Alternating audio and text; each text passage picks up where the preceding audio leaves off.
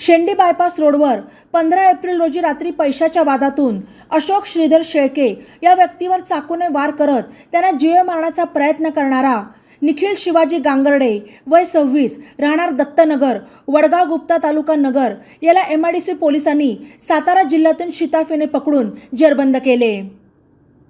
याबाबत जखमी अशोक शेळके यांचा मुलगा तुषार शेळके याने फिर्याद दिली होती। या घटनेनंतर आरोपी फरार होता। MIDC पोलीस ठाण्याचे सहाय्यक पोलीस निरीक्षक माणिक चौधरी यांनी पोलिसांचे एक पथक त्याच्या शोधासाठी नेमले होते। या पथकाने आरोपीस सातारा जिल्ह्यातील साकुर्डी तालुका कराड येथे शिताफीने पकडले।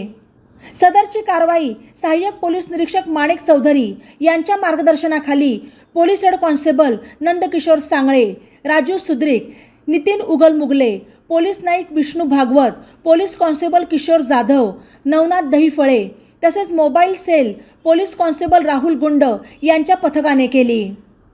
ई नवा मराठा यूट्यूब चॅनलला सबस्क्राईब करा आणि बेल आयकॉनवर प्रेस करा।